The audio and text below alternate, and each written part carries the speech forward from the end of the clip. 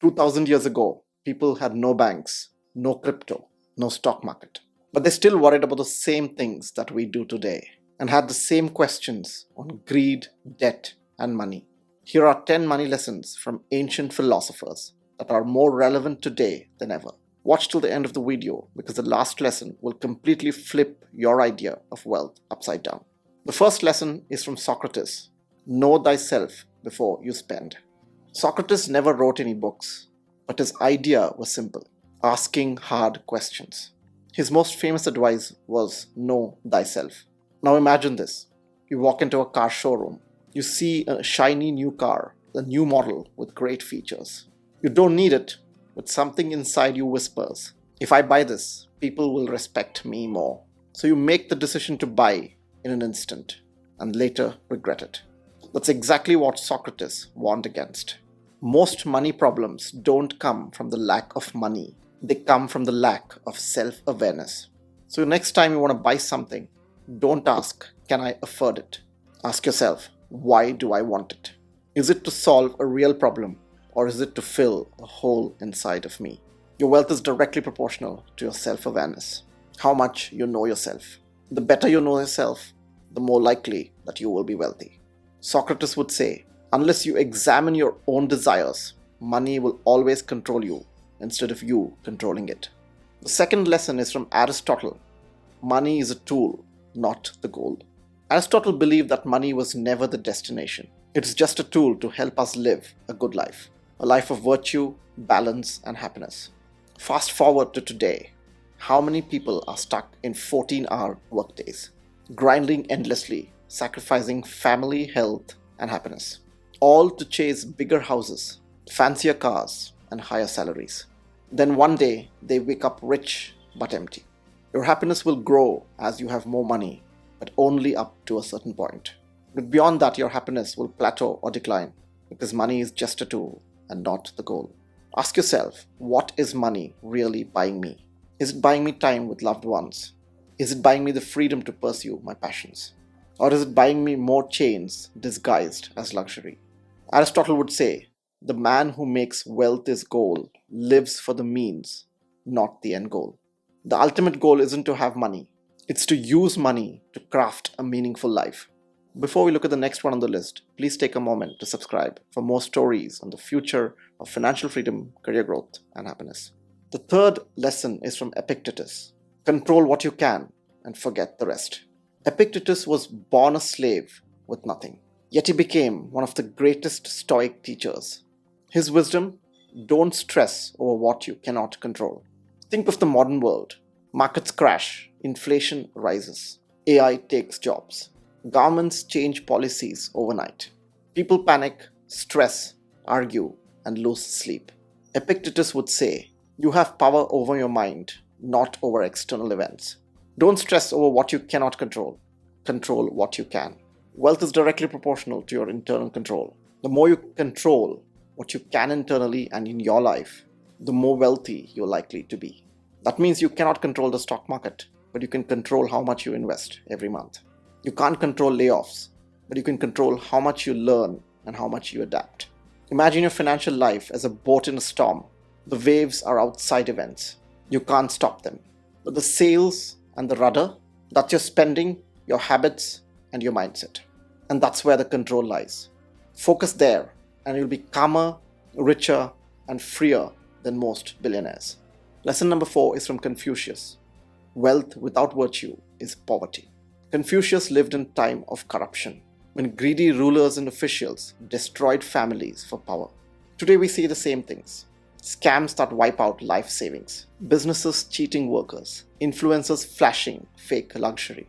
They look rich, but deep down they're poor because they've lost integrity.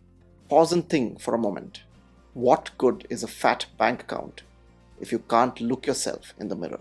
Confucius would argue, a man who cheats to get rich is poorer than a man who has little. Because money can buy a bed, but not sleep. It can buy followers, but not respect. Real wealth is directly proportional to virtue. The more virtuous you are, the more real wealth you will have. Lesson number 5 is from Seneca. Desire less, live more. Seneca was a Roman billionaire. Yet he practiced eating plain food, living simply, and imagining life without wealth, to remind himself that happiness isn't tied to possessions. He once said, "It's not the man who has too little, but the one who craves more that is poor." Think about two people. One earns in millions, but spends 99% of it and is constantly anxious. Another earns only 20% of the first, but spends only 50% of his earnings, but sleeps peacefully. Who's richer? The one with fewer wants. Instead of always chasing income growth, try desire reduction. Every want you cut off is like giving yourself a pay raise without working harder. Lesson number 6 is from the Buddha. Attachment to money creates suffering. Buddha saw kings living in palaces and beggars sleeping on the streets. Both suffered because both were attached. The king feared losing wealth. The beggar longed for it. Fast forward to today. When your phone breaks, you panic. When your investments fall, you lose sleep. You fear losing the house, the car, the job title. Buddha never said that money is evil. He said clinging to it is. Pause for a moment and ask yourself, if I were to lose everything tomorrow, phone, car, house, would I still be okay? If the answer is no, you're chained and you're not free. The goal isn't to renounce money. It's to hold it lightly without letting it own your happiness. Real wealth is inversely proportional to your attachment to money. The more attached you are to your money, the less likely that you will have real wealth. Lesson number 7 is from Marcus Aurelius. Your wealth is borrowed from time. Marcus Aurelius, the emperor of Rome, had infinite riches. Yet he constantly reminded himself, wealth means nothing compared to time. Think about this. Every bit of money that you spend equals hours of your life. If your dream car or house costs millions, how many years of your work and life is that? How many sunsets with family? How many mornings of peace? And how many creative days are you sacrificing? When you start looking at money as life energy, everything changes. Suddenly, that overpriced watch or upgrade doesn't look so attractive. Marcus would say, don't just budget money, budget your life. We think that our happiness grows with more money, but it is actually proportional to free time.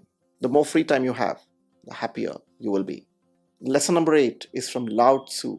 Enough is a feast. Lao Tzu taught that the chase for more blinds us to what we already have.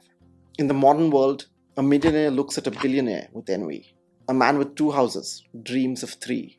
The ladder never ends. Here's the twist. Enough is not a number. It's a mindset. Lao Tzu said, he who knows enough is enough will always have enough. Gratitude isn't spiritual fluff. It's financial armor. Because when you feel abundant, no marketing campaign, no Instagram ad, no social pressure can enslave you. Wealth is directly proportional to contentment. The more content you are with what you have, the more likely that you will be wealthy. Lesson number 9 is from Plato. The wise should govern money. Plato warned, if fools chase wealth, society collapses. Look around today. Hype-driven crypto crashes, lottery addictions, FOMO investing. People lose millions not because the markets failed, but because wisdom failed. Here's what you should do. Before putting money in stocks, put money in books. Before chasing the next trend, build the wisdom to handle it. Because ignorance costs more than any market crash. And the best investment is not the stock market, it's your mind. Wealth is directly proportional to wisdom. The more you develop knowledge and gain wisdom, the more wealthy you will be. Lesson number 10, and probably the most important one, is from Diogenes. Freedom is the ultimate wealth. Diogenes was radically different. He lived in a barrel, owned almost nothing, and mocked kings. When Alexander the Great, the most powerful man alive at that point, asked him, "What can I give you?" Diogenes said, "Step aside, you're blocking my sunlight." Imagine being so free that even the richest man in history has nothing to offer you. Diogenes' point was that the ultimate wealth is freedom. If money buys freedom, it's good. But if it traps you in debt, stress, and fake status, it's worthless. So ask yourself, is your money buying you freedom? Or is it buying you fancier chains?